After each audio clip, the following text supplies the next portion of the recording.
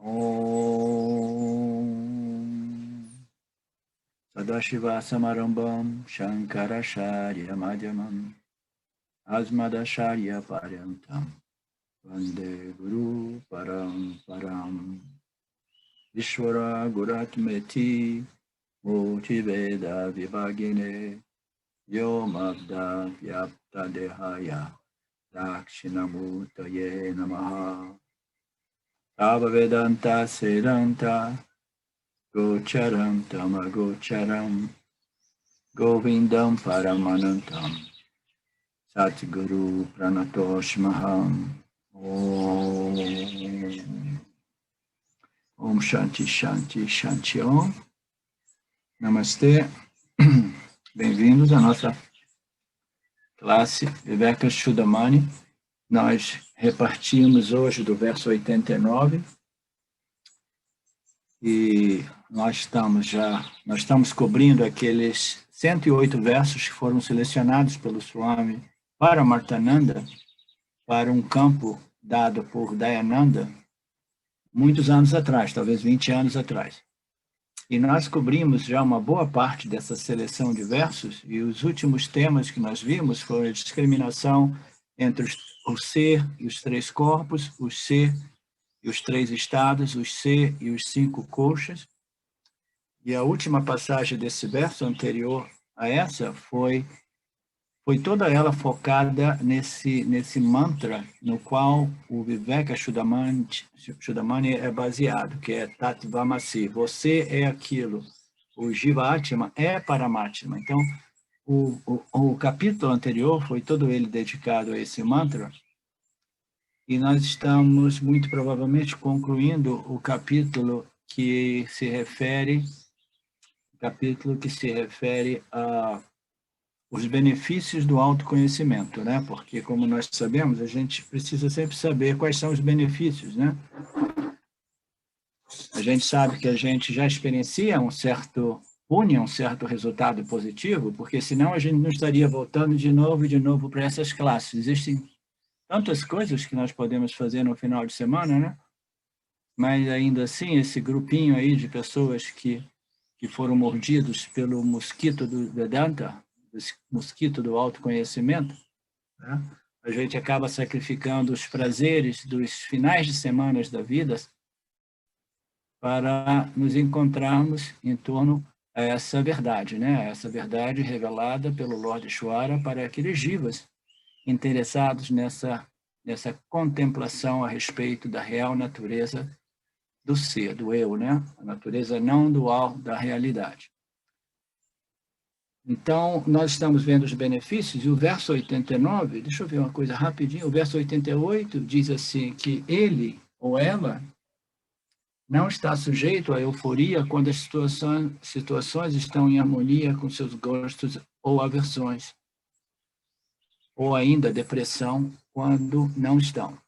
Então, uma entre tantas outras características do indivíduo que compreendeu a sua real natureza é a ausência desses picos e vales referentes aos nossos parabhadakarmas, na medida que eles se manifestam totalmente de acordo com os nossos quereres ou totalmente em desacordo com os nossos quereres. Quando ele se manifesta, o samsara, ele pula de alegria, aí ele abre uma garrafa de vinho, de champanhe, de cerveja, para celebrar, e imediatamente ele cai em tamas, ele cai em depressão e cai em ressaca no dia seguinte.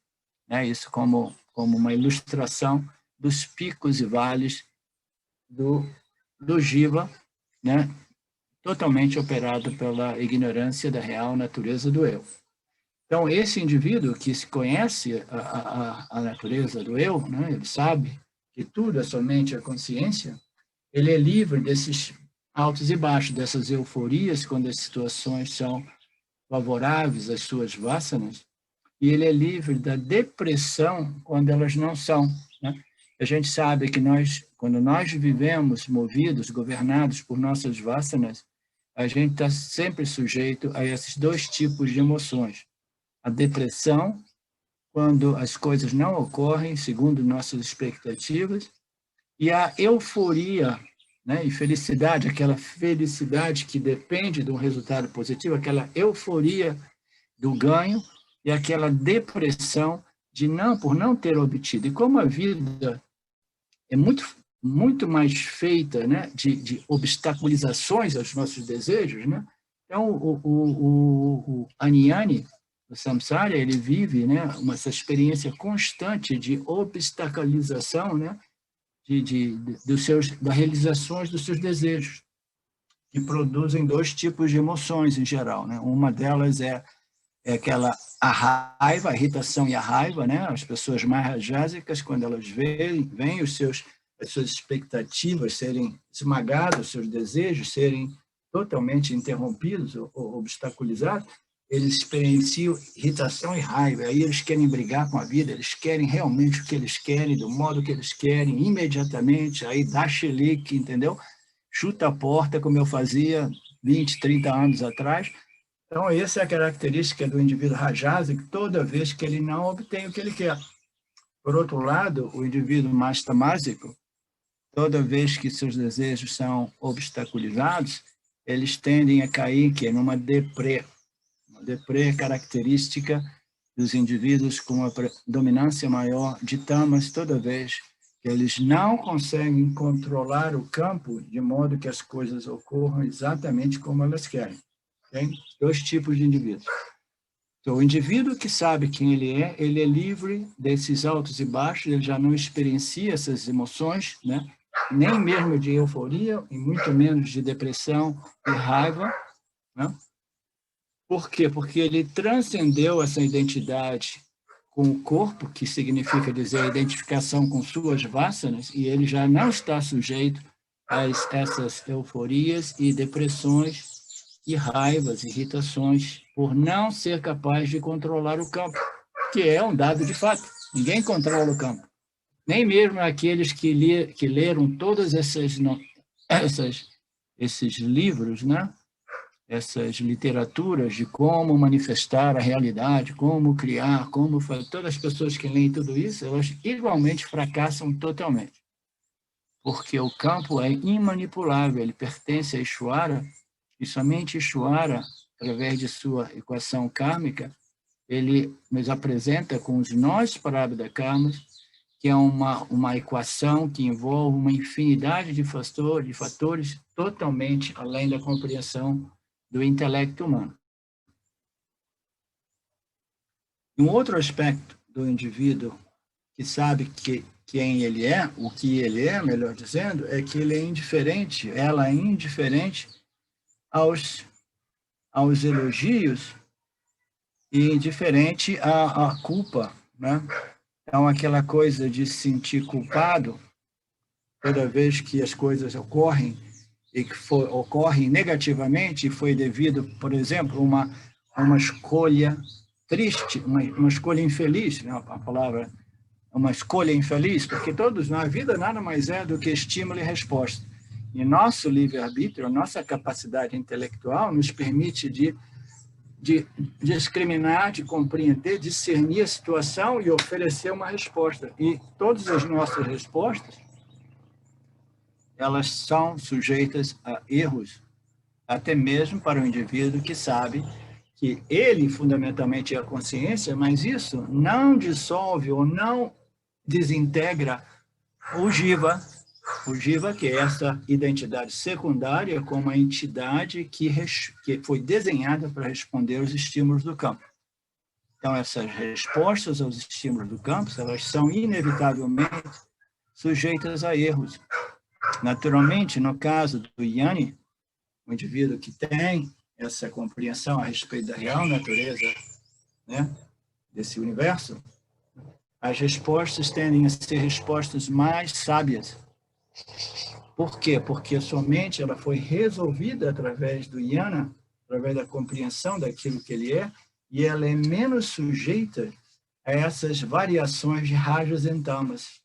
Rajas e tamas existem, mas elas são mais equilibradas, entendeu? A mente do indivíduo desenvolve um pouco mais de sattva, e ele faz uma leitura mais apurada das situações, e, em geral, ele oferece respostas mais sábias, Mas, ainda assim, até mesmo o Yanni é sujeito a erros de resposta. Não existe erros, existe simplesmente a limitação do indivíduo Jiva em fazer uma leitura e responder. O que ocorre? Se você quiser ser um Jiva perfeito, você já entrou naquilo que a gente pode chamar de uma missão impossível, porque o Jiva jamais vai ser perfeito. Então, no caso do Jiva, que é totalmente identificado com o corpo-mente, ele assume o quê? Ele assume o sentimento de culpa, um sentimento de arrependimento, né? Um sentimento de baixa autoestima, né? De se sentir, oh, meu Deus, eu fiz errado, isso e aquilo, não devia ter feito isso, né? Não. Por quê? Porque ele está totalmente identificado com a construção corpo-mente. Então, uma vez que o indivíduo sabe que ele é a consciência, esse shift, essa mudança de identificação, faz de modo que o Jiva já não permaneça firmemente identificado no corpo-mente como corpo-mente. Portanto, o que ocorre? Ocorre que, mesmo que os erros possam ocorrer, ele jamais se sente culpado. Ele jamais se sente, oh, minha culpa, eu não devia ser assim, eu devia ser todo-poderoso, eu devia ser infalível. Isso não existe na mente do Yanni, porque o Yanni sabe o que pertence a Ishvara e o que pertence a Jiva, entendeu? E o que pertence, ele conhece as três ordens de realidade, o Brahman, né?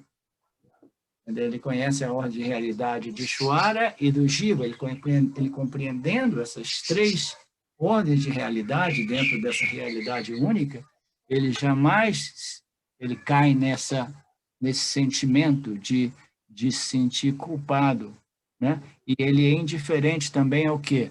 Ele é indiferente aos elogios, as pessoas dizem, oh, você é o máximo, você é isso, você é sábio. O Yanni, ele não se abala com isso. O Sansara, ele se abala com isso, e ele desenvolve um ego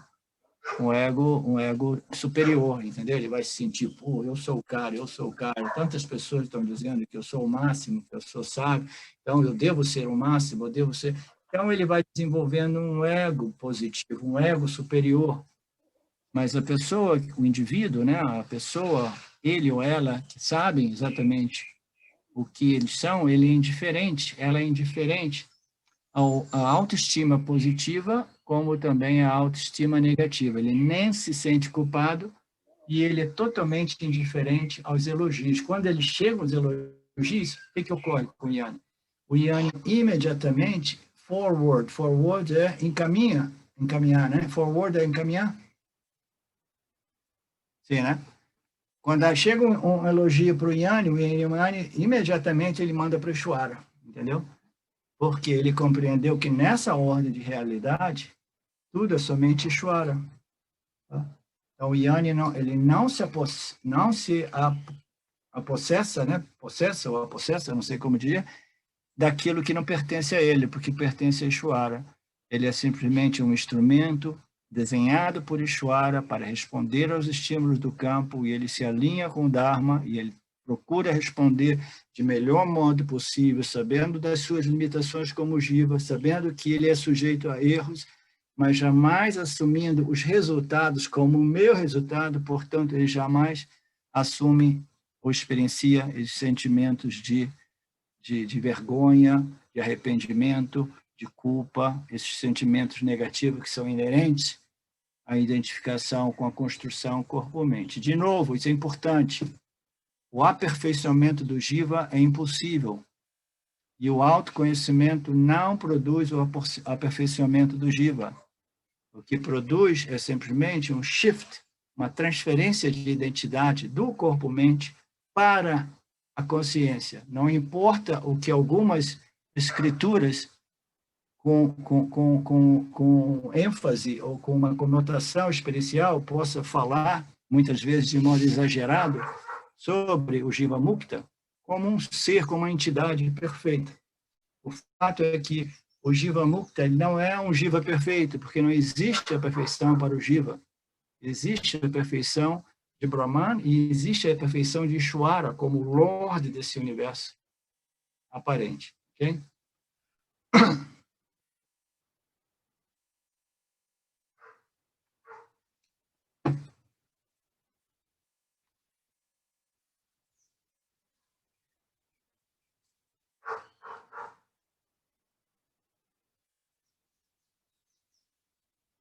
Essa questão da indiferença à opinião dos outros é um aspecto psicológico muito importante, porque o jiva ele se faz vulnerável e dependente do campo através dessa identificação errônea com o corpo-mente como o corpo-mente. Então, ele acaba vulnerável e dependente de todos os objetos do campo como meio de se realizar, se satisfazer, se resolver. Ele precisa que as coisas sejam a seu favor. E o objeto do campo, o qual o jiva humano é mais vulnerável de todos, é a validação dos outros jivas. O jiva humano sofre dessa necessidade de ser validado e aprovado pelos outros jivas. E os outros jivas, eles são objetos. Então, ele está preso no samsara, ele acredita que os objetos possam resolver a situação existencial dele, e entre os objetos, né, ele depende da aprovação de outros jivas humanos. Naturalmente, né, existem outras alternativas, existem muitas pessoas, nas últimas décadas, né, talvez, que desenvolveram relacionamentos muito próximos com aquilo que a gente chama de pets. Pets são cachorros e gatos, principalmente, que se tornaram membros da família e algumas pessoas até mesmo dormem com eles na mesma cama. Ainda assim, é uma dependência de um outro jiva. A única diferença e o que fez esses pets se tornarem tão atraentes para o jiva humano é que os pets, basta que você os alimente e dê um pouco de casa, cobertura, alimento e um pouco de atenção, que ele vai te validar inteiramente. Ele vai, de novo e de novo, te passar um feedback de que, eu te amo, eu te amo, eu te amo. Aí o jiva humano vai dizer, ok, eu não consegui obter o amor das pessoas, mas pelo menos eu tenho amor dos meus cães e gatos, né? Mas se a pessoa parar de alimentar o cão e o gato vai simplesmente abandonar esse jiva humano, entendeu? Porque, na verdade, o que ele ama é o sentimento de ser cuidado, né? Ser nutrido, né? Aquele relacionamento que o pet humano, através do contato com os jivas humanos, parece que eles desenvolveram uma mente um pouco mais humana também, psicologicamente falando. Então, essa necessidade de obter essa validação é um problema do jiva humano, né? E ele quer isso através dos relacionamentos humanos com outros jivas, mas como tudo está sempre em constante modificação, e os nossos relacionamentos humanos são muito interessantes. Você vai obter amor, validação e respeito do outro na medida que você dá amor, dá validação e dá respeito para o outro, né? Experimenta parar de dar amor, validação e respeito para o outro e manter a sua postura de esperar amor, validação e respeito do outro. Não funciona, porque é um toma lá, dá cá, entendeu? É uma troca. Eu te dou amor, validação, respeito, mas em troca eu espero e exijo amor, validação e respeito, né? Então, até quando, né, essa equação for mais ou menos equilibrada, os relacionamentos se mantêm, né? Mas tudo isso é samsara. É você depender do campo, depender dos objetos, como meio de resolver a sua mente, resolver a sua condição psicológica, de modo que você não esteja constantemente, né, em aflição, em perturbação mental, emocional. Então, o que ocorre com o indivíduo humano? O indivíduo humano ele acaba preso, né, também nesses relacionamentos humanos, em constante frustração, porque ninguém pode realmente produzir para você esse amor, respeito e validação. Por que ninguém jamais vai poder dar isso para você? Porque você está numa posição de mendigância. Me dê amor, me dê respeito, me dê validação. Significa que você não sabe o que é o amor próprio, o respeito próprio e a autovalidação. Então, a gente encontra dois mendigos mendigando um do outro, uma coisa que eles não têm nem para ele e muito menos para o outro. Entendeu a dificuldade dos nossos relacionamentos humanos? Né? Então, no caso do Yanni, esse problema é resolvido simplesmente porque ele já não é identificado com a construção corpo-mente. Então, ele já não é dependente do campo dos objetos inertes, ele já não é dependente dos jivas humanos, entendeu? Ele tem uma resistência, uma força, uma imunidade contra tudo isso, ao ponto dele experienciar uma indiferença positiva em relação os elogios ou as críticas profundas, né? As pessoas, se você é a pessoa mais horrível do mundo, você é a pessoa que eu nunca encontrei na vida. Então, isso, em geral, pega na veia de qualquer indivíduo, entendeu? E no caso do Yanni, o Yanni tem uma resistência grande a respeito disso. Por quê?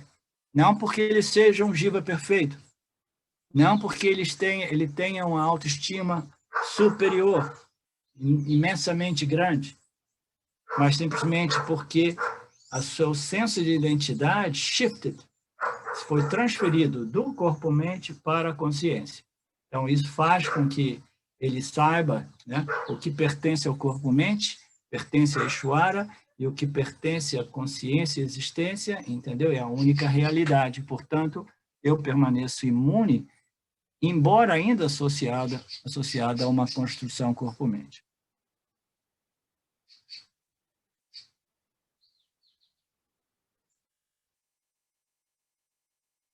E é importante lembrar que todos nós nascemos da ignorância, né? Todos nós, o que sustenta essa ordem de realidade chamada Mitya é a vidya, essa ignorância, esse corpo macrocósmico de vasanas, que os jivas humanos que aparecem nesse plano experiencial, parecem aqui movidos por essa ignorância, que é uma vasana por experiência como um meio de se completar, de se realizar, se resolver. Então, todos esses jivas, eles são movidos por essa ignorância cósmica universal, né? Então, quando nós nascemos de novo, e de novo, e de novo, nós nascemos num campo, entendeu? Num campo de ignorância total. Nós recebemos essas heranças culturais de nossas famílias, de nossos professores, tios, avós, etc., entendeu? O nosso meio ambiente, e essa ignorância universal, ela vai se reforçando. Então, todo mundo já nasce aqui com essa carência fundamental, é que eu preciso de ser amado. Por quê? Porque existe alguma coisa errada sobre mim. Aquele sentimento de que não tem alguma coisa errada sobre mim, entendeu? Por quê? Desde que a gente nasce, a gente recebe esse feedback. Oh, não isso, não aquilo, não isso, não faça isso, você não pode ser assim, você não pode ser isso, você não pode, não diga isso, não pode. Então, esse não, ele vai reforçando essa ignorância, né? Essa herança cultural, né? E a gente acaba ficando preso. E essa autoestima do jiva, ele vai lá embaixo no chão, né? Vai lá embaixo no chão, e ele se torna sempre mais, né, um mendigo, né? Mendigando por amor, atenção, validação, respeito, etc, etc. E ele tem, por quê? Porque dentro dele mesmo, ele já nasce com esse buraco, que é esse sentimento, né, de que eu não sou digno de ser amado. Existe alguma coisa errada sobre mim mesmo. Eu sou estúpido. Eu sou ruim. Eu sou burro. Esses sentimentos, eles são muito arraigados em todos nós, porque a gente recebe isso já. A gente chega aqui com o nosso saco de vasanas. Aí, quando a gente começa a crescer na idade de 2, 3, 4 anos, raramente a gente tem um ambiente muito positivo, um ambiente sábio, um ambiente espiritual. Isso, naturalmente, depende dos nossos sanchita karmas, dos nossos méritos kármicos. Mas, em geral, a grande maioria de nós já cai num campo minado por muita ignorância, que irá reforçar as vasanas universais, né, de que você não é uma pessoa digna, você não é uma pessoa inteligente, você não é uma pessoa digna de ser amada, e etc, etc, né? Então, esse é um problema psicológico que só pode ser resolvido através do autoconhecimento. Mas o que a gente faz, em geral? A gente tenta resolver não somente através da aquisição dos objetos inertes, mas a gente tenta resolver através desses relacionamentos humanos, na esperança de que pelo menos uma pessoa, além do meu cachorro e do meu gato, me amem incondicionalmente. Mas o problema é que ninguém ama ninguém incondicionalmente, entendeu? As pessoas só amam se essa equação toma lá, dá cá, estiver equilibrada. Ah, não, tudo bem. I love you. Na América, eu vivi 15 anos nos Estados Unidos, as pessoas dizem isso da boca para fora, a coisa mais plástica, mais falsa possível, entendeu? Love you, baby. Love you, baby. Love you, love you, love you. Ninguém ama ninguém, entendeu? Eles estão simplesmente dizendo, eu preciso do seu amor, senão eu não vou dizer love you. Então, love you. Existe alguma coisa de positivo dizer I love you, I love you, I love you. Existe, entendeu? Mas ainda mais positivo é se isso realmente vem do coração, isso realmente é genuíno, entendeu? É importante a gente dizer para o outro, não, eu aprecio você, entendeu? Obrigado por tudo que você concede, você troca comigo, etc, etc. Mas, no final das contas, ninguém realmente pode nos amar a menos que nós nos amemos. E a gente só pode se amar na medida que a gente compreende, a gente absorve, a gente assimila esse conhecimento espiritual, tanto a respeito de Sati, como principalmente a respeito de Mithya, nesse ponto de vista, porque essa é uma problemática psicológica que ocorre no intelecto humano, devido à sua ignorância espiritual, e que só pode ser resolvida através desse conhecimento espiritual a respeito de Mithya, o que é o Jiva, como ele é operado por essas leis psicológicas, essas leis kármicas, éticas, entendeu? E dentro desse seu relacionamento com o campo, com os outros objetos inertes, com os outros objetos sencientes, etc., de modo que ele possa, né, compreender e desenvolver esse amor próprio, que nada mais é do que um amor ao Deus, um amor a Ishvara, um amor próprio do Jiva. Ele só é positivo quando, de novo, ele é transferido para Ishvara. Se o amor próprio do Jiva, eu sou o máximo, eu me amo, é uma barca furada, ela vai afundar, entendeu? Esse amor próprio do Jiva é um amor que é endereçado, né? É destinado, que é transferido, né? Forwarded, ele simplesmente diz, obrigado, Ishvara, obrigado, eu sou grato pela oportunidade. Essa é uma bênção, entendeu? E esses ensinamentos que você nos revelou.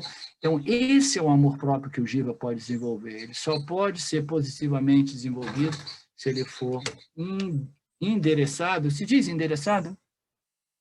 Endereçado a Ishvara.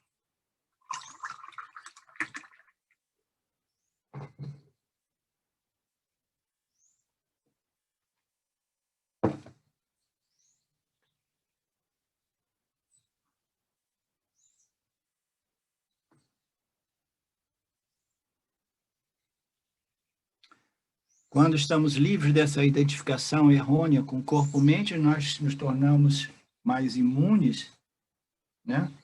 Livres de ter que constantemente medir o nosso valor através da opinião dos outros. Não existe nada mais horrível do que isso. Eu passei por isso exponencialmente na minha infância, na minha adolescência e na minha idade de adulta, no período mais jovem. Eu era tão dependente da opinião dos outros, entendeu? Não existe sofrimento maior, porque quando nós nos colocamos em tal posição de vulnerabilidade, basta que uma pessoa não olhe para você, quando você pensa que, eu estou olhando para você, você está me vendo, você me reconhece, a pessoa olha para o outro lado e imediatamente fala, oh, meu Deus, ele não olha para mim, eu devo ser horrível mesmo. Eu não sou nem digno de ser olhado. E o cara, de repente, ele olhou para o lado porque ele viu um passarinho, entendeu? Então, se a gente vive nessa situação, né, medindo o nosso valor constantemente através da atenção, validação dos outros, né, opinião dos outros, a gente está realmente numa condição de muita, muita dor e sofrimento. O verso 90.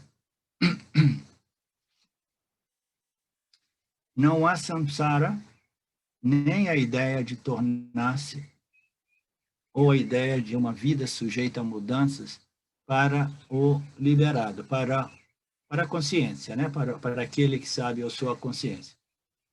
Se existe samsara, não existe conhecimento da real natureza do ser como pura consciência. E isso ocorre devido à extroversão mental do indivíduo. Né? Então, esse verso aqui, que deve ser uma combinação de mais de um verso, não, é um verso longo. Então, ele está apresentando, primeiro, que a ideia de samsara associada, né? Está apresentando samsara associada à ideia de melhoramento, de tornar-se, melhorar-se constantemente, ou a ideia, entendeu, de tornar-se, de melhorar-se, transformar-se, né, num campo o qual tudo é sujeito a mudanças constantes. Então, essa condição, esse é um ângulo diferente apresentado aqui para o samsara. Né? O samsara, tradicionalmente, ele é apresentado como o ciclo, né? A roda, samsara chakra, uma roda que corresponde, né? Nascimento, vida, envelhecimento, morte e renascimento, vida. Então, esse ciclo, né, é chamado de samsara do ponto de vista védico, mais tradicional, do ponto de vista macrocósmico, né? Mithya, o universo manifesta através desse universo que também nasce, ele se desenvolve, envelhece e deixa de existir, né? O dia e a noite de Brahma. E do ponto de vista microcósmico do Jiva, né? O Jiva, essa entidade que viaja através de diversos nascimentos, né? Que é a jornada da alma, né? Ele vai de novo, né? Encontrar um útero materno, desenvolver um novo corpo, e vai nascer, vai crescer, vai envelhecer, vai passar por esses prazeres e dores da vida, né? Se for no destino do indivíduo, ele vai aprender lições muito importantes dentro desse processo. Tudo isso serve somente o propósito de nos propiciar aprendizagem e crescimento e elevação espiritual, né? A gente não quer ficar preso aqui para sempre. Né? Então, essa noção de samsara aqui é uma noção um pouco diferente. Ele se refere ao samsara com a ideia de que eu sou o corpo-mente, né? E eu preciso de me tornar alguma coisa outra que eu mesmo. Eu quero ser diferente, eu não estou satisfeito com eu mesmo. Então, naturalmente, né, esse samsara se refere a um indivíduo, a uma alma totalmente identificada com o corpo-mente e preso à ideia de melhoramento. Tá? Então, a gente precisa de fazer aqui abrir um parêntese, porque o Vedanta ele não é contrário ao melhoramento psicológico, emocional, intelectual do Jiva. Né? A sessão chamada Karma, Dharma Yoga, o Passana Yoga, nada mais é do que sadhanas, esforços, práticas espirituais destinadas a produzir esse melhoramento. Mas esse tornar-se, esse melhorar-se, se refere ao samsari, que pensa que ele não está satisfeito com ele mesmo como ele é, e ele quer se tornar alguma coisa outra. E quase sempre ele quer se tornar alguma dessas figuras, né, que ele idolatra, coloca num pedestal, seja ele Neymar, um jogador de futebol famoso, seja ele uma modelo, né, um modelo do cinema, uma celebridade de Hollywood, essas figuras que a gente, né, esses role models que a gente coloca, não, eu quero ser alguém outro, entendeu? Eu quero me tornar alguém. E dentro do cristianismo, né, dessas igrejas, também existe o conceito de que, não, eu quero me tornar Jesus, eu quero imitar até que eu me torne Jesus. Então, não existe essa ideia de me tornar alguma outra coisa para o Jnani. O Jnani, ele é satisfeito com aquilo que Ishvara propiciou a ele aceita o seu jiva assim como ele é, né? E ele não sente que as coisas devam ser diferentes. Aquilo que ele precisava compreender e conhecer, ele já compreendeu, ele sabe que ele é a consciência. Então, a construção corpo-mente vai seguir o seu prabhada karma, vai exaurir os seus karmas, Ele já não é fixado na ideia de se tornar alguma coisa diferente. Vocês lembram quando eu mencionei, poucos anos atrás, alguns de vocês devem ter ouvido eu falar sobre isso. Uma pessoa falou com o Ramji, que Ramji, você tem umas reações emocionais fortes, isso e aquilo, você poderia usar um pouco mais de purificação, né? Melhoramento, etc. Né? E ele falou assim, eu já estou com quase 80 anos, eu vou passar horas e horas e horas dos meus dias fazendo samadhi yoga ou qualquer outro tipo de yoga para purificar, entendeu? Não, eu vou viver a minha vida porque eu aceito assim como ele é, e se você não gosta dele, é problema seu, entendeu? Arruma outro professor, arruma outro amigo, porque esse é o meu jiva, entendeu? Ishwara me fez assim, eu sou o redneck de Montana, entendeu? E eu não tenho nenhum problema com o meu jiva, porque eu sei que eu não sou o jiva, né? Então, isso é um exemplo do indivíduo que sabe quem ele é, que essa ideia de eu preciso me tornar alguma coisa santa, alguma coisa, entendeu? Perfeita, alguma coisa puramente, né, benevolente. E todas essas ideias, elas não existem na mente do Yanni, porque ele compreendeu que tudo isso pertence a Ishvara. Entendeu? O objetivo do autoconhecimento é compreender que você não é o corpo-mente. Naturalmente, um pouco de melhoramento mental, psicológico, intelectual é necessário, porque senão a gente não consegue obter assimilar esse conhecimento e reter, sem dúvidas, um pouco.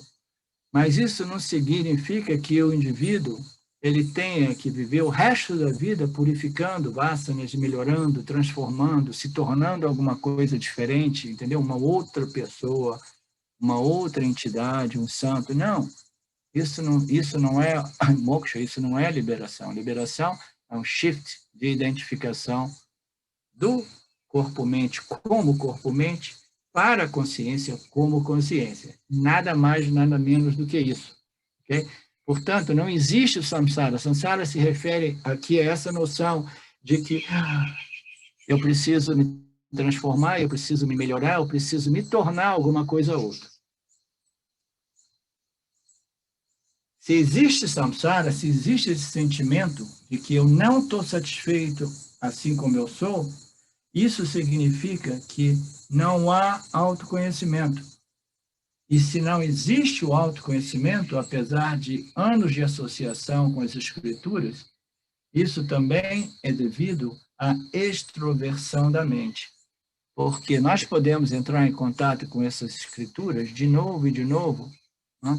Mas se a mente ainda estiver dominada por muitos rajas, a mente inevitavelmente ela ouve, ela assimila algumas coisas a respeito do Vedanta, mas imediatamente ela se volta, ela é governada, movida, operada por essas vasanas, e de novo ela se conecta com seus mundos, seus objetos de desejo, e ela começa a viver toda a aflição de querer controlar o campo dos desejos, o campo dos objetos de desejos e aversões, né?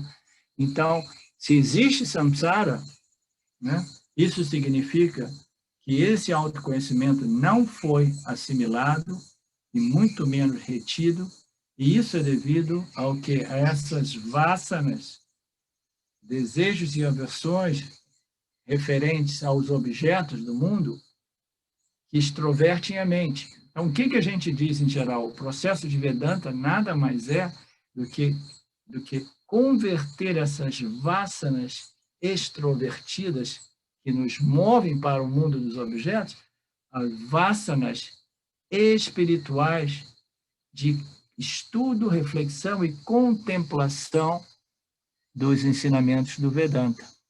São vasanas, sim, são vasanas, mas já não são essas vasanas extrovertidas que nos movem em direção ao mundo dos objetos de experiência. Elas são vasanas que vão simplesmente desconectar os nossos órgãos sensoriais do mundo dos objetos de desejos e aversões e vão ser convertidas, esse extrovertimento, que é a mesma energia, ela vai ser convertida numa mente contemplativa como estudo, reflexão e assimilação desses conhecimentos do Vedanta, sem que a mente, de novo e de novo, seja compulsivamente extrovertida para os objetos de samsara.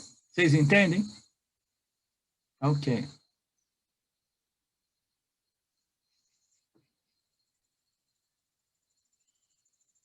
Enquanto nós pensamos que nós somos um indivíduo, o indivíduo significa o quê?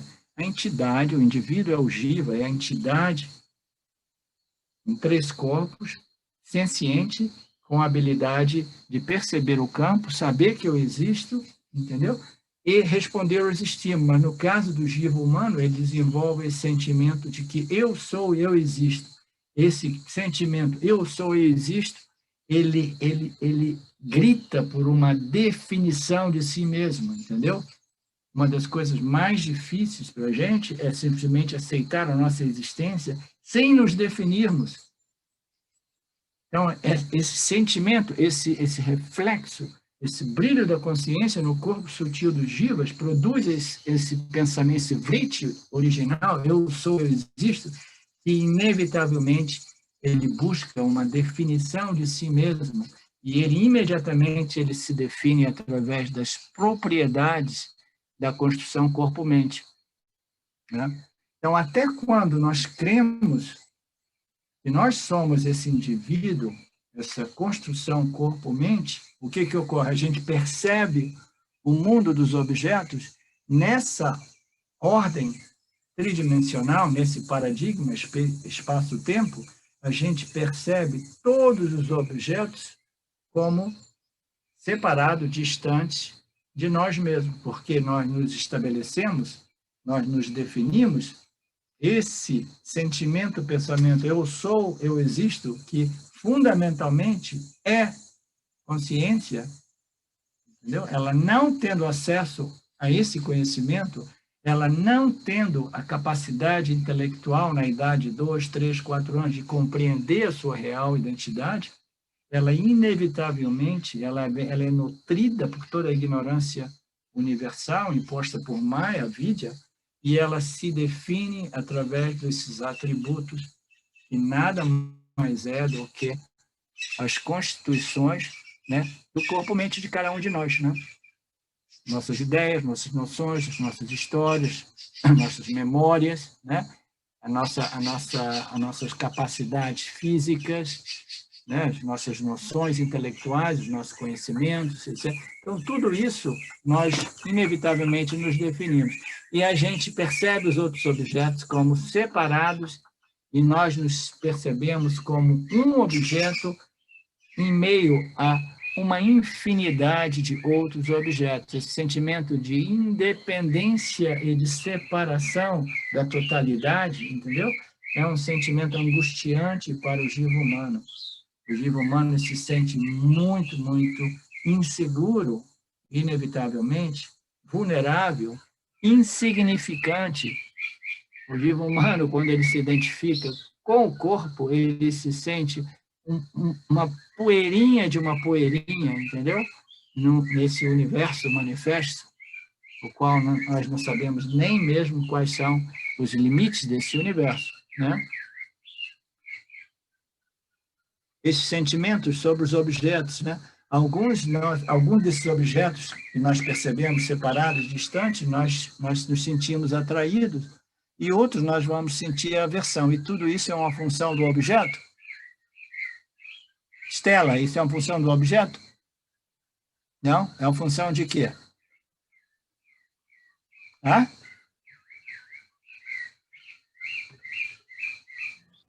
É da ignorância. Exatamente, é uma função das nossas vasanas. Isso. A nossa ignorância vai atribuir valor intrínseco nos objetos, vai dizer, esse objeto me completa, e esses objetos, ele me causa ainda mais sentimento de incompletude, né? Então, nós projetamos valores nos objetos, então nós somos vulneráveis a esses sentimentos, né, de atração e aversão e repulsão, né? E nós não temos nenhum controle sobre esse campo de objetos, né, que estão todo o tempo mudando de um momento ao outro, essas flutuações do campo são incessantes, não podemos, por exemplo, prever o que acontecerá daqui a 2 minutos, e se gostaremos ou não daquilo que ocorrerá, né? Isso nos coloca em uma situação lastimável, sempre subindo e descendo na gangorra da vida. A gangorra da vida são as experiências de prazeres e dores, né? Prazeres e dores. Eu não gosto de falar isso, mas porque algumas pessoas não gostam de ouvir isso, mas a vida, em modo geral, ela é feita de mais de desprazeres do que prazeres.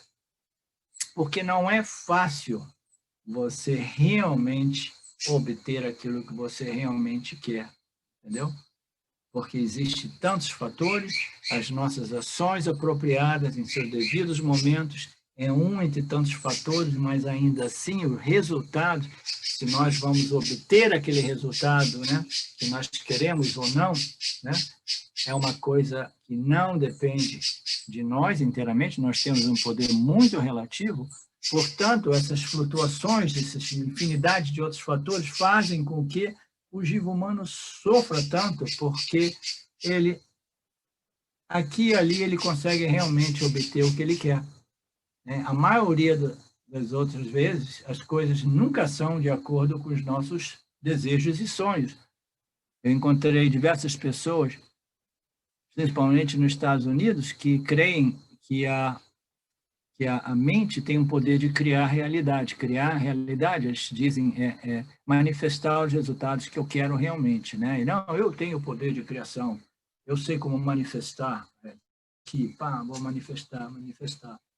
Eu sempre colocava para as pessoas, se você realmente tem esse poder de manifestar, por que você já não manifestou tudo? Por que você ainda está aqui trabalhando, tentando manifestar? Já passaram 20 anos e você não conseguiu manifestar ainda, né? Se a gente realmente tivesse esse poder, a gente já teria manifestado aquilo, os objetos de nossos sonhos, em vez de estar ali, né, vivendo em total carência, total necessidade, querendo isso, querendo aquilo, e tentando convencer a si mesmo, né, e aos outros, através dos outros. A gente quer convencer os outros porque a gente não está convencido. Eu procuro convencer a todos que eu tenho a capacidade de manifestar aquilo que eu quero, porque eu não estou convencido, e você não está convencido por quê? Porque já passaram 20 anos e você nunca conseguiu realmente aquilo que você queria. Que é riqueza, saúde para sempre, deixar de envelhecer, poderes de, né, fazer isso, poderes, né, místicos, etc, etc. Não, a gente não tem. É uma situação lastimável, né? Sempre vivendo essas situações de dores, de desconforto, derivado do fato de que o jiva não pode realmente controlar o campo de modo a experienciar sempre aquilo que ele quer e evitar o que ele não quer. Não. A maior parte do tempo o jiva experiencia essa frustração, entendeu? E é incrível como o jiva tem uma dificuldade monstruosa de compreender a sua impotência. Sabe quando você não consegue, você nunca desiste? Você fala assim, pô, o cara realmente é forte. O jiva humano, ele nunca desiste. Mas não é porque ele é forte, é porque ele é totalmente estúpido, é ignorante. Ele não compreende que é impossível controlar o campo de Shwara, entendeu? Essa gangorra, ele vai permanecer. Isso é o que a gente chama de samsara, uma vida em constante mudanças. O campo está sempre mudando e o jiva tentando controlar os objetos de modo que ele possa se sentir satisfeito e seguro, etc., mas é uma constante sofrimento. Quando somos livres dessa ignorância, nós estamos livres do samsara, assim por dizer. Não há um conjunto de condições externas necessárias para a nossa felicidade. Então, o Karma Yoga, até mesmo o Karma Yoga, ele já é livre de todo esse sofrimento psicológico humano. Que ele compreendeu o Shwara, Daivan, totalidade de todos os fatores, né, que determinam os nossos Parabhida Karmas.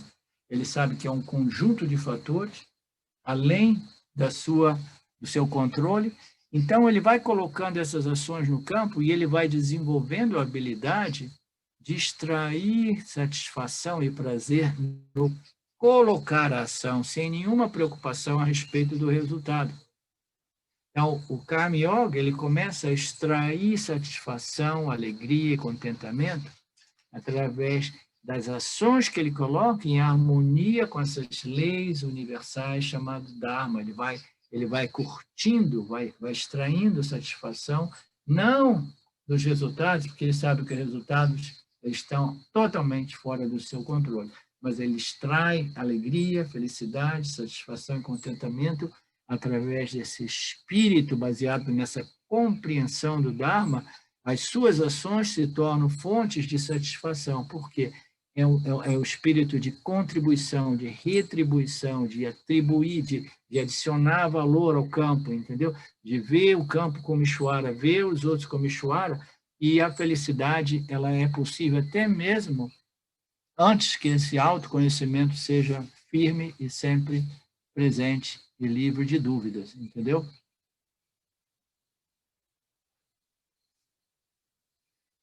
Então, não há um conjunto de condições externas necessárias para a nossa felicidade. Na verdade, não há condições externas, porque tudo que existe é a consciência, ok.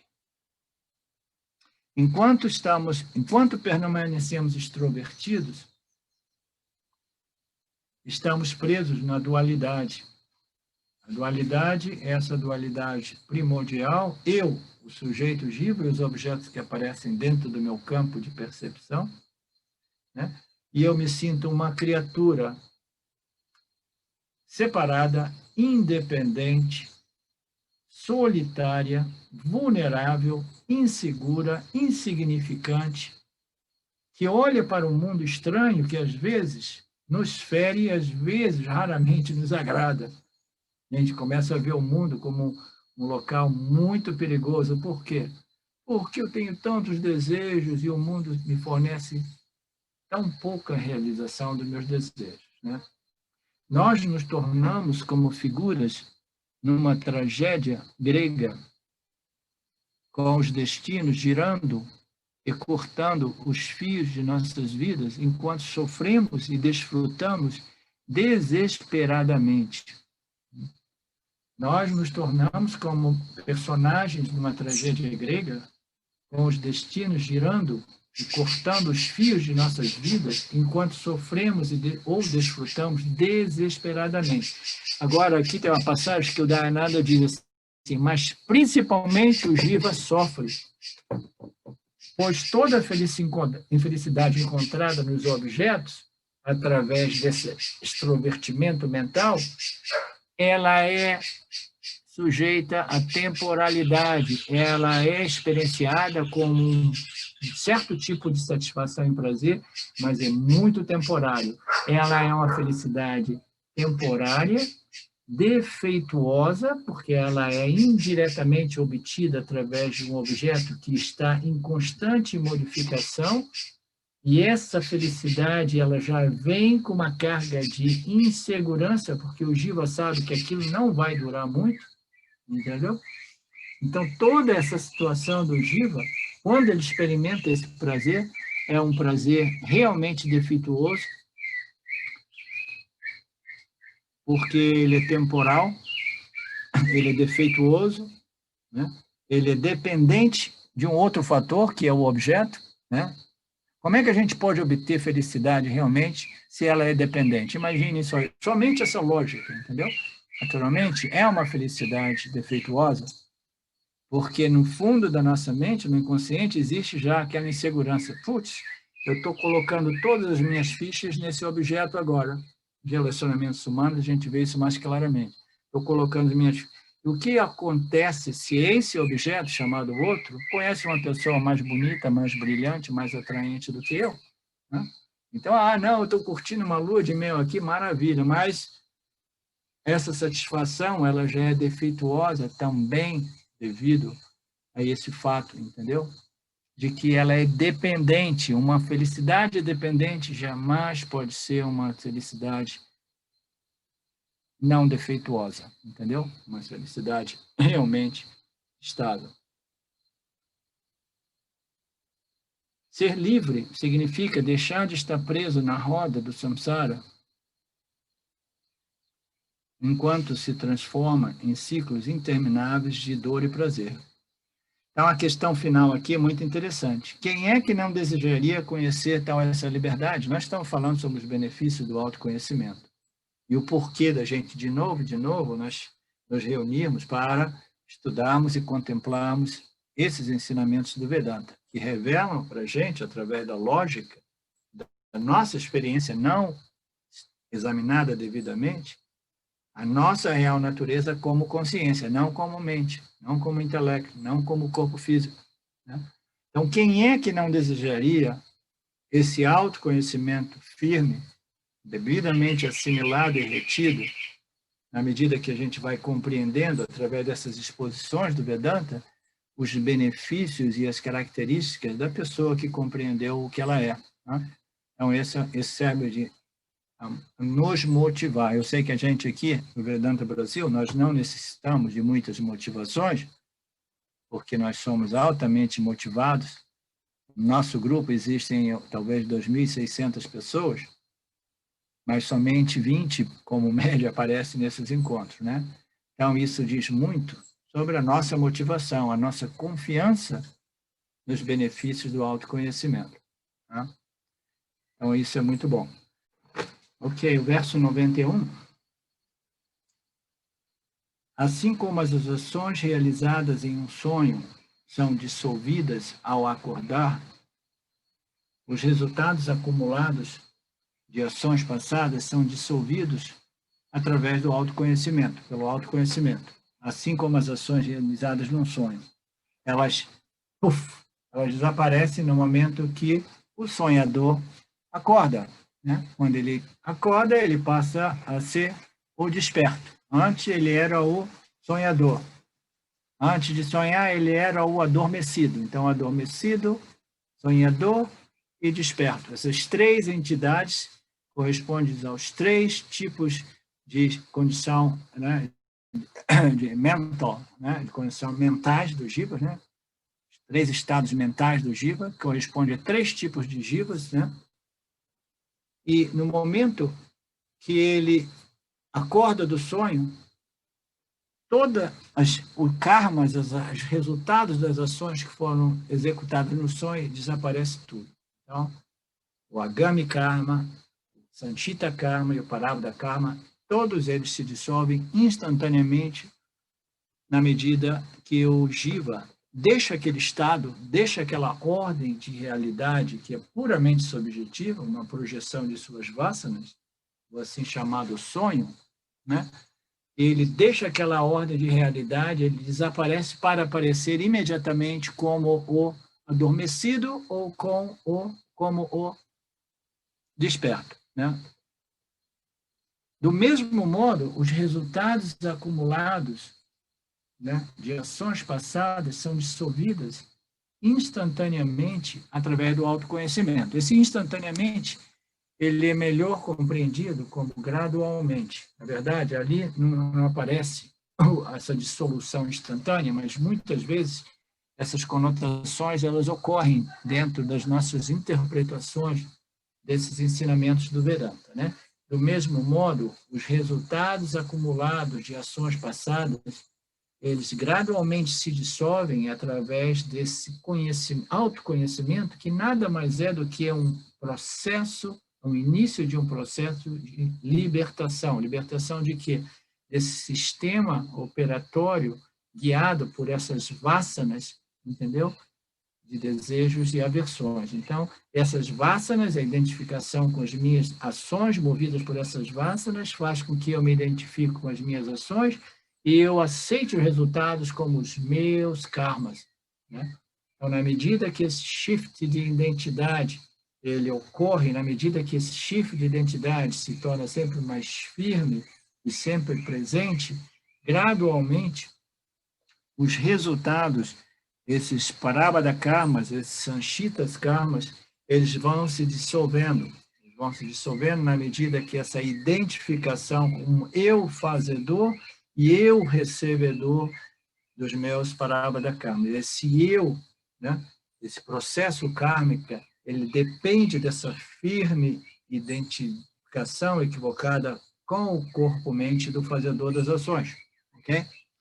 Então, do mesmo modo que as ações realizadas em um sonho, elas são dissolvidas na medida que o jiva deixa aquele estado para se tornar um outro jiva, o desperto ou o sonhador, os resultados acumulados de ações passadas no estado desperto, né, o estado de vigília, né, todos aqueles resultados são gradualmente dissolvidos na medida que esse autoconhecimento é mais claramente e firmemente assimilado e retido.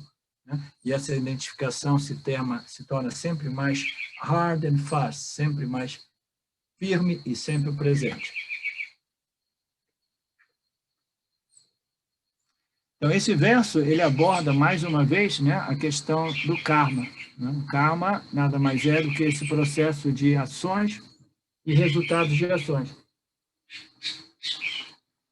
E nesse verso, né, Shankara afirma inequivocadamente que a libertação, essa libertação, ela nos libera dos resultados de ações passadas, por mais inumeráveis que elas sejam.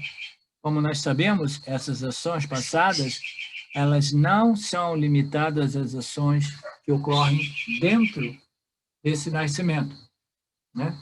Elas englobam os nascimentos anteriores, que muitas ações passadas, elas levam tempo para manifestar-se, né? nessa conjunção com diversos outros fatores, né? Para produzir as nossas circunstâncias de vida. Então, existe uma infinidade de ações, desses fatores que são ligados à resposta dessa alma individual, seja nessa vida como em vida passada. Então, todas essas ações passadas, por mais inumeráveis que sejam, elas já não produzem o karma para o indivíduo autorrealizado, simplesmente por quê? Porque ele deixou aquela identidade equivocada e assumiu a sua identidade como consciência, de tal modo que o seu parábhata karma ele vai se esgotar naturalmente, mas não existe um sentimento de assim, meu karma, meu parábhata karma. O Yanni diz assim, putz, Ishvara mandando mais essa. Opa, Ishvara mandando mais essa também, entendeu? Ele sabe que tudo aquilo que Ishvara está mandando também está associado com as ações desse jiva e de todos os outros jivas, que os jivas são partes integrantes dessa equação kármica, né? Mas ele vê simplesmente como Ishvara mandando mais essa, Ishvara, porque o sentimento de que eu sou o fazedor, eu sou o elaborador dos meus pensamentos, dos meus desejos, das minhas ações, e, portanto, eu sou o responsável único e absoluto pelos resultados de minhas ações, pelo meu parábhata karma. Esse sentimento ele vai sendo dissolvido na medida que o autoconhecimento cancela o ego, que nada mais é do que esse sentimento de que eu sou o originador, pensador, fazedor e controlador do meu destino. Essa é a ignorância mais cristalizada que opera a grandíssima maioria de todos os jivas. O autoconhecimento, ele só libera o indivíduo na medida que ele cancela essa ignorância profundamente arraigada, chamado ego, que nada mais é do que sentimento de ser o autor, o originador, o executor e o controlador do meu destino. Isso gradualmente vai sendo cancelado, caso contrário, esse autoconhecimento não frutificou como libertação. A libertação é a libertação desse contexto kármico no qual todos os jivas humanos estão presos, entendeu? O karma, essa roda-vida, né? De desejos, pensamentos, sentimentos, ações que vão simplesmente reforçar ou modificar, às vezes, ligeiramente as vasanas. Tudo começa no corpo causal, né? Então, tudo isso vai sendo dissolvido. Então, esse verso, ele volta para a questão do karma e afirma, né? Shankara afirma inequivocadamente que a liberação nos liberta dos resultados das ações passadas, não importa quanto inumeráveis essas ações sejam. Mas como essa liberação é realizada? Como é que eu vou me liberar de uma infinidade de ações da noite para o dia, né? Em poucas palavras, como é que isso pode ocorrer, né?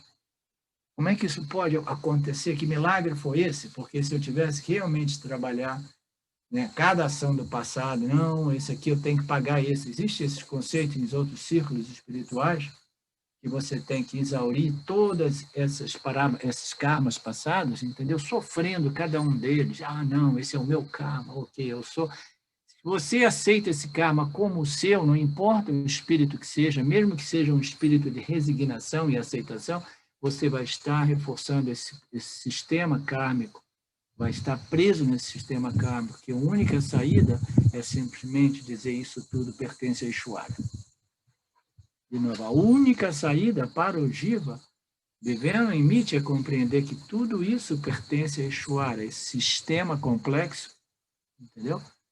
Que depende das ações de todos os Jivas, que em associação com uma infinidade de outros fatores, inúmeros fatores cósmicos, físicos, ele vai produzir o Parabhada Karma de cada um de nós, desenhados sob medida, do ponto de vista do karma individual, do karma circunstancial, do karma universal planetário, etc, etc.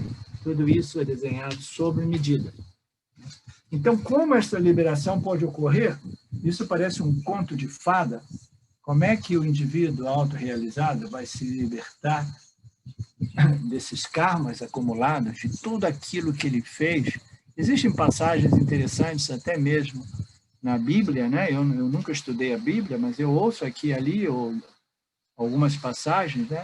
De pessoas, até mesmo nas nossas escrituras fazem menções, né? Passagens assim, de pessoas, até mesmo pessoas criminosas, né? Pessoas pecadoras, elas são isentas de toda a complexidade do karma através desse conhecimento. O autoconhecimento liberta o indivíduo de toda essa complexidade humana, entendeu?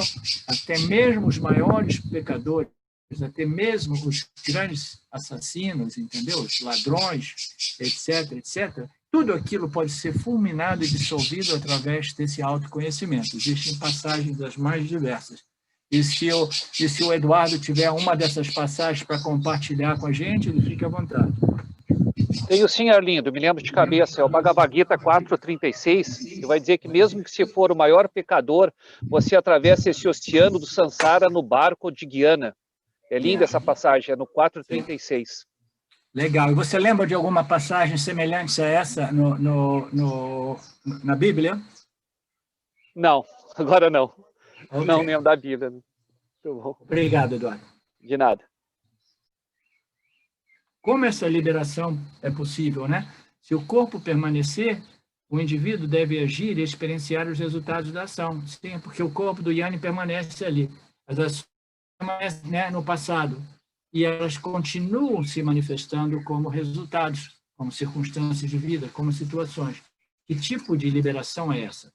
Não pode, o Yanni não pode abandonar o seu papel de indivíduo jiva, né? Ele não pode parar de agir, nem mesmo após o autoconhecimento. Naturalmente, existem indivíduos que eles, devido à natureza deles, já antes desse auto-reconhecimento, eles já eram mais contemplativos, eles já eram mais sannyasis. Sannyasi é aquele que é muito preguiçoso a respeito de colocar ações no campo. Eles querem simplesmente estudar, meditar e contemplar. Então, se essa é a tendência do cara, com o auto-reconhecimento, ele vai se tornar ainda mais contemplativo, mais preguiçoso. Entendeu? Porque ele sabe que não existe nada, né, que realmente possa melhorar ele ou adicionar, né, satisfação e prazer, principalmente após a compreensão e assimilação desse conhecimento espiritual, né? Então, ele permanece na dele. Mas, em geral, o Jiva, mesmo com um temperamento extremamente contemplativo, ele precisa de levantar da caverna dele, a menos que ele seja um sage como Ramana, né, que passou, assim dizem, anos, né, vivendo de prana, né? Então, caso contrário, ele tem que ir no banheiro, né, ir no matinho, tem que procurar água para beber, arrumar alguma coisa para comer, etc. Então, algumas ações, elas são inevitáveis, né, para o sustento desse organismo, né? Desse complexo corpo-mente. Então, se o corpo permanece, ele deve agir e ele continuaria, então, a experimentar os resultados dessas ações. Essa é a lógica que Shankara está nos conduzindo. O corpo não pode permanecer imóvel, como caricaturado pela imagem desses sages, desses yogis, que permanecem meditando, sentando no topo de uma montanha. Essa é uma imagem, né, do liberado. E essa noção é uma noção que corrompe ou que engana muitas pessoas no mundo espiritual, a ideia de que o iluminado é aquele que não faz nada. Iluminado é aquele que não faz nenhuma ação, é aquele que permanece em Nirvikalpa Samadhi todo o tempo. Essa é uma noção extremamente enganosa, porque ela apresenta, ela sugere uma ideia de que a vida, entendeu? Ela é contrária à iluminação, elas se excluem. A ação, ela é um impedimento para a liberação. Então, o único modo de ser liberto é realmente desenvolver Nirvikalpa Samadhi e permanecer parado, sem fazer nada, removendo todo mundo, toda a dualidade, sujeito e objeto, tudo aquilo. Então, essa é uma noção que muitas pessoas, nessa noção caricaturizada pela imagem do yogi sentado no alto, no topo de uma montanha ou numa daquelas cavernas que o Ramana Maharaj passou, né? Portanto, permanece essa curiosidade, essa contradição, como o autoconhecimento pode dissolver os efeitos de ações passadas. Né?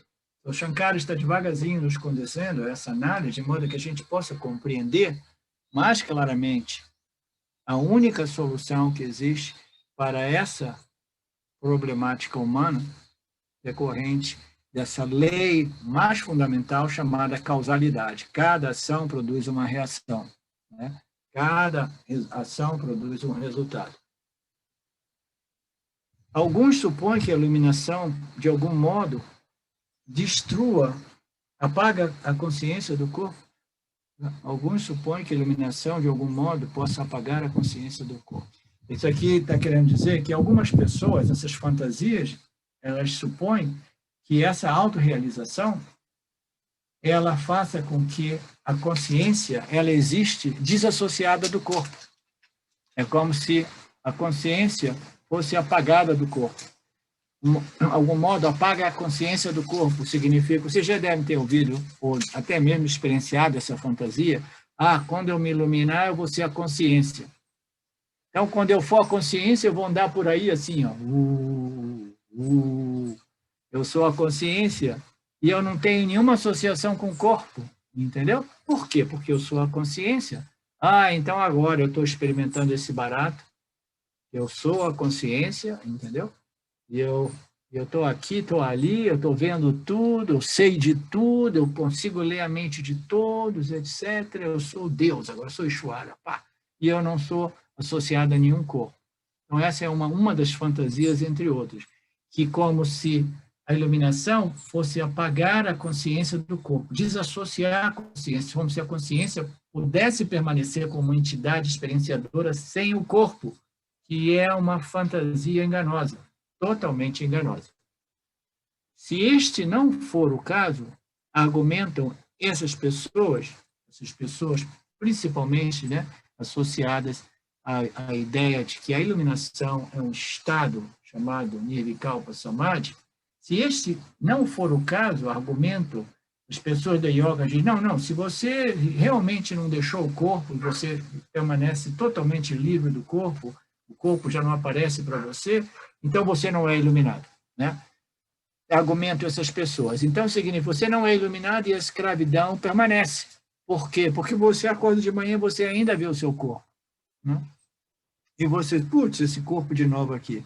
E esse corpo quer fazer xixi, quer fazer isso, quer fazer aquilo. Tem que lavar os dentes, tem que comer, né? Tem que lavar. Tem toda essa problemática, isso é uma prisão, não é uma escravidão. Eu quero ser livre de samsara, então eu tenho que ser livre desse corpo. Não. O jiva, ele não se liberta do corpo, ele se liberta da noção equivocada de que eu sou o corpo. Tá? O yani se liberta da noção equivocada, eu sou o corpo. Mas o corpo continua aparecendo para ele, né?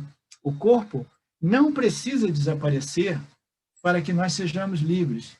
Devemos simplesmente deixar de pensar que o corpo é a minha real identidade, que o corpo é o ser, é o eu, né? Aqui está dizendo, nós devemos simplesmente deixar de crer no corpo como o ser que eu sou. Esse sentimento de eu sou e existo, ele precisa ser associado a essa compreensão, eu sou a consciência, a existência infinitamente limitada, né? Até que esse vriti, esse pensamento, esse mantra se torne um fato, se torne uma realidade. Aí esse shift de identidade, e o indivíduo sabe, eu sou a consciência. Essa é a liberação. Mas o corpo, ele insistentemente, né, persistentemente, ele vai aparecer todo dia e os resultados de ações passadas continuarão a se manifestar, mas o sentimento de que esse é o meu karma, é que ele é dissolvido na compreensão, de que tudo que existe dentro dessa equação kármica, né, que é a lei fundamental de Mitya, para referência ao jiva humano, tudo isso pertence a Ishvara. Então, quando ele compreende que tudo isso é Ishvara, isso já liberta o indivíduo dessa escravidão samsara. Ainda mais profundamente quando ele compreende que tudo é somente eu, a consciência, a existência infinitamente não limitada. E que não existe nenhuma ação realmente que ocorra, tudo isso é simplesmente uma sobreposição de Maya, e como não existe realmente ação da parte minha como a consciência, então a noção de resultado de ações é absolutamente absurda, né? Se não existe ações, eu não faço nada. Então, essa compreensão a respeito da minha natureza como Satya, e essa compreensão a respeito da natureza de Nitya como essa ordem sobre o controle e jurisdição de Ishvara, entendeu? Já resolve essa problemática do Jiva, de modo que ele se liberta dessa profunda escravidão às ações e aos resultados de ações e resultados de ações. Eu sempre coloco ação motivado por aquilo que eu quero haver e aquilo que eu quero evitar. Isso é o que nós chamamos de escravidão. Portanto, o corpo não precisa desaparecer para sermos livres. Devemos simplesmente deixar de pensar, eu sou o corpo é o ser. E o corpo não pode desaparecer da consciência em qualquer caso, pois é uma manifestação de Ishvara, o que significa dizer que ele tem uma realidade aparente, né? Então, esse corpo ele é uma produção de Ishvara, ele é mantido por Ishvara, segundo os seus karmas, entendeu? Até que o seu karma, né, nessa vida se esgote, né? Mas tudo isso é uma realidade empírica, uma realidade aparente projetada por Maya. Então, esse corpo, ele não pode desaparecer por qualquer que seja a ação espiritual, a prática espiritual, o esforço espiritual desse jiva que quer se iluminar. O corpo jamais vai desaparecer, porque esse jiva, ele não produziu o corpo, portanto, esse jiva não pode fazer o corpo desaparecer, porque tudo isso pertence a Ishvara, entendeu? Isso é parte dessa compreensão a respeito dessas leis que operam Mitya, né? Compreensão de que eu não produzi esse corpo, eu não mantenho esse corpo, e eu não sou capaz de fazê-lo, desaparecer, entendeu? Posso fazê-lo, desaparecer temporariamente, quando eu vou dormir, né?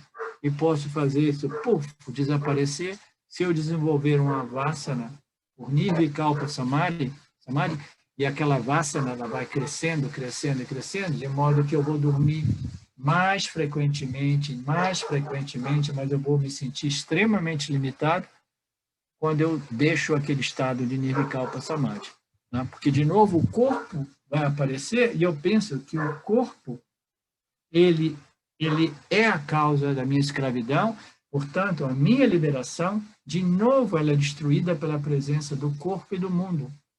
é a ausência da compreensão de que essas duas ordens, elas não são não excluem uma outra, elas existem simultaneamente, entendeu? Mas se o indivíduo pensa que elas são auto-exclusivas, excludentes, digamos assim, entender se aparece o mundo, o corpo e o mundo, então significa que o meu ser desapareceu, a minha liberdade desapareceu, a minha existência, a consciência ilimitada desapareceu.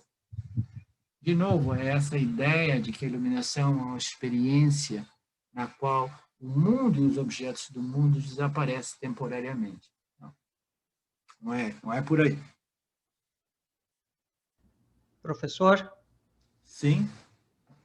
Me permite interromper um pouquinho o senhor aqui para ler a passagem na Bíblia, onde comenta essa questão que estamos estudando no momento. Os ladrões crucificados com Jesus. Jesus Cristo morreu como um criminoso, com verdadeiros criminosos dos dois lados.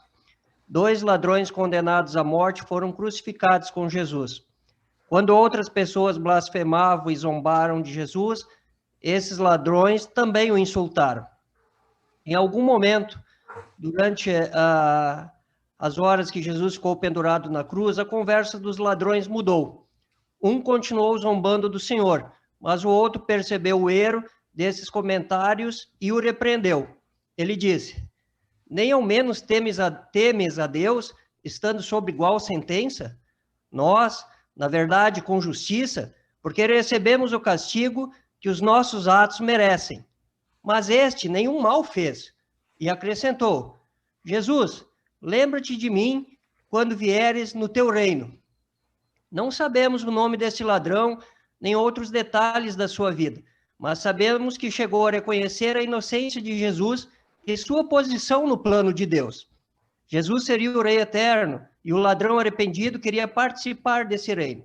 Depois dessas palavras do ladrão, a resposta de Jesus mudou o destino eterno deste homem.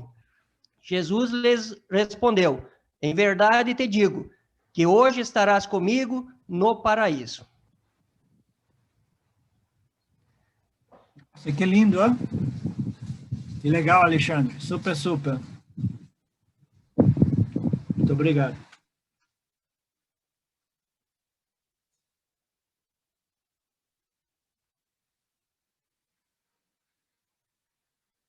Essa noção de que a ignorância ela possa ser fulminada através dessa compreensão, né, desse conhecimento espiritual, é uma noção que precisa ser compreendida em suas devidas proporções. Se ocorre de um ladrão ser liberado através de um contato com um sábio, né, como no caso desses ladrões, né, que foram crucificados ou pendurados na cruz, né, simultaneamente com Jesus, né, isso não significa que todo e qualquer ladrão realmente possa ser liberado através de um mero contato com um sábio, entendeu? Mas significa que aquele ladrão possuía méritos kármicos já muito bem desenvolvidos. Ele possuía já vasanas espirituais muito bem desenvolvidas. Essas vasanas espirituais o colocaram naquele lugar, do lado de Jesus, de tal modo que as simples presenças ou as simples poucas palavras de Jesus tenham produzido essa clareza de compreensão, entendeu? A respeito da eternidade do espírito de cada um de nós, né? Então, tudo isso precisa também ser levado em conta, né? E não é que qualquer assassino, qualquer ladrão, ele possa realmente ser liberado através desse contato, mas seriam aqueles ladrões, aqueles criminosos que já possuíam diversos karmas, vasanas espirituais, karmas meritórios, etc, etc. O corpo não pode desaparecer da consciência em qualquer caso, pois é uma manifestação de Ishvara. O Jiva não criou o corpo, o Jiva não criou a mente. Portanto, a construção corpo-mente do Jiva não tem o poder de descriar o corpo, fazer o corpo desaparecer. Estritamente falando, na realidade, existe apenas uma realidade.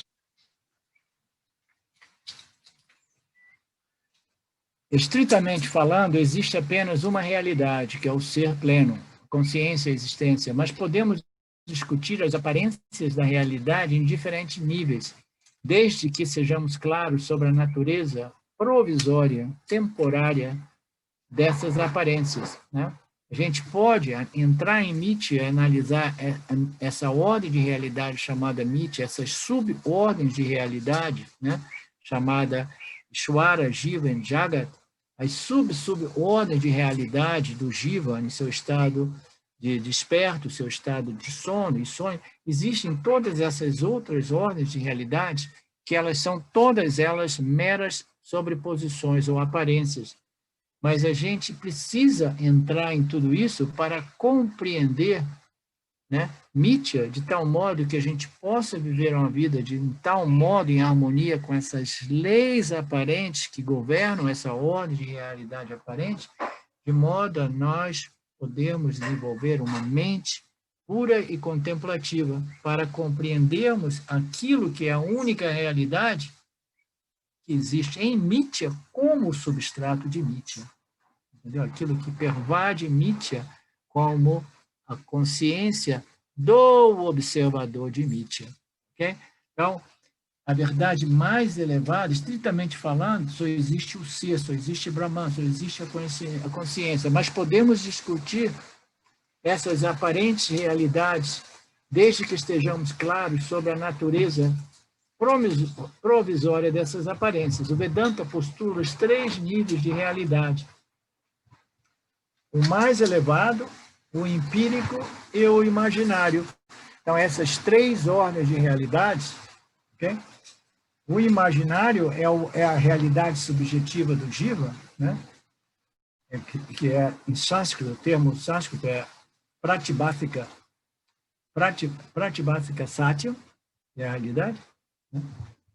A realidade de Ishvara, que Ishvara mais projeta nessa ordem de realidade, a ordem de realidade é o mundo objetivo que nós experienciamos, né? O mundo dos objetos densos e dos sutis, tudo isso é projetado por Maheshwara, né? Essa é chamada de Vyavaharika Satya, essa outra ordem de realidade, essa projeção de Maheshwara.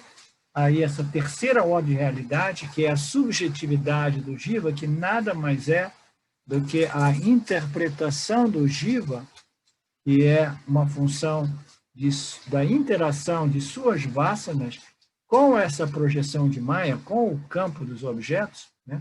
A interpretação do Jiva produz uma outra ordem chamada Pratibhasika Satya. E a única realidade real, realmente, né?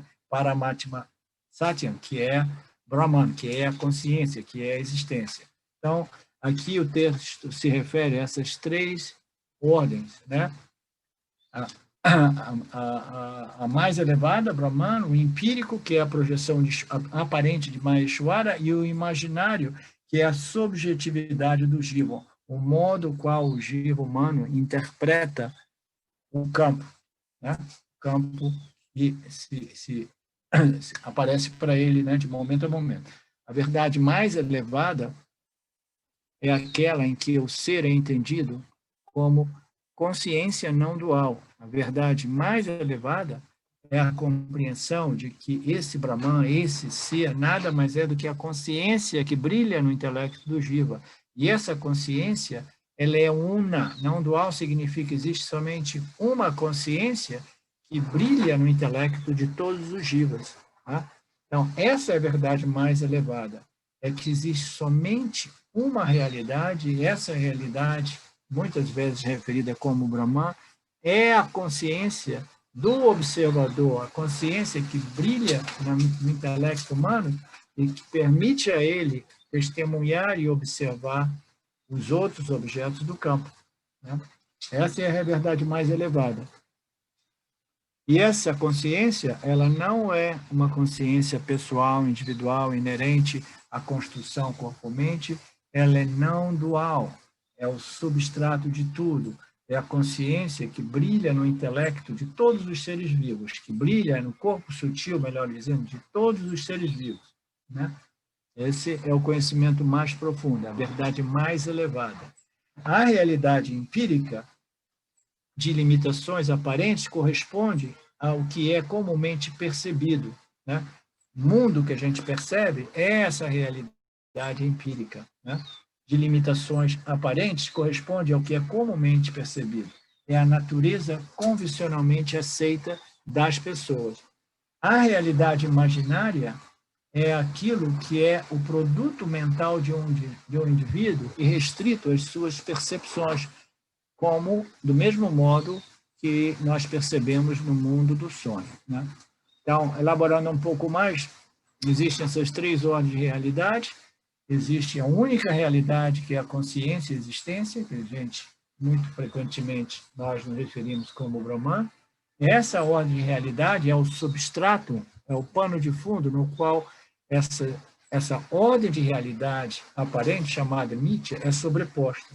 Nessa ordem de realidade existem dois outros fatores, né? Um é o universo manifesto, às vezes a gente se refere como Ishvara, né? O Ishvara manifesto como campo, e depois essa entidade chamada Jiva, humano, que tem uma capacidade intelectual de perceber essa criação de Maya Ishvara, entendeu? E interpretá-la subjetivamente, de tal modo que cada jiva humano percebe o universo, percebe o meio ambiente a modo suo. Cada um de nós tem uma percepção do mundo diferente um do outro. Vocês têm alguma dúvida a respeito disso? Né? Cada um de nós percebe o mundo a modo suo. Por quê? Porque nós vamos perceber o mundo através das nossas vasanas. E as nossas vasanas, elas são puramente esses conteúdos, essas impressões mentais, emocionais, intelectuais, deixadas, né, deixadas como impressões ou pegadas, entendeu? No nosso subconsciente, como resíduos das nossas experiências passadas. E não existe dois jivas que tenham as mesmas experiências, é impossível. Você pode ver duas pessoas que nascem na mesma casa como irmãos gêmeos ou irmãs gêmeas, do mesmo óvulo, ainda assim, as experiências de cada um deles vai ser diferente, entendeu? Na escola, com os professores, com os amiguinhos, já chegam com vasanas diferentes, vão experimentando, quando você vê, os dois têm uma perspectiva dessa realidade projetada por Maya completamente diferente do outro. A gente diria, não, eles vão ver um mundo do mesmo modo. Não existe tal coisa. Cada um de nós chegamos com as nossas vasanas vão influenciar ou condicionar a nossa mente consciente, e a nossa mente consciente ela vai obter experiências individuais, singulares, únicas, que vai desenvolvendo a nossa capacidade de perceber, interpretar e fazer uma leitura do mundo ao nosso redor. Então, essa realidade, né, essa realidade subjetiva do jiva individual, né, referida como Pratibhasika Satya, essa realidade ela pertence ao jiva do mesmo modo que os nossos sonhos são projeções que pertencem somente ao jiva, são as vasanas do jiva que projetam esse sonho, ele se refere, ele é relevante ao jiva, somente o jiva, ninguém, mais nada, mas é somente a minha realidade subjetiva que se projeta. A minha realidade, a minha perspectiva subjetiva é que irá interpretar a projeção de Maya Ishvara. Nós nos referimos anteriormente a Adhyasa, que é uma mistura do real com o irreal. O termo irreal é inerentemente contraditório, pois não pode haver algo como o irreal ao ser pleno, ponto final. Portanto, essa confusão, que é frequentemente referida pelo termo sobreposição, esse é um tema muito bacana, mais profundo, que eu quero elaborar melhor, mas eu não tenho tempo para terminar isso. Vamos deixar para o próximo sábado, porque eu tenho que deixar essa pousada meio-dia e meia, eu quero comer alguma coisa que a Silvia já está preparando aqui. Ok? Então, amanhã nós nos vemos no mesmo horário, né, para o Panchadasi. Om Purnamada Purnamidam Purnamudachyate Purnasya Purnamadaya Purnameva Vashishyate. Om Shanti Shanti Shanti. Thank you, Lord.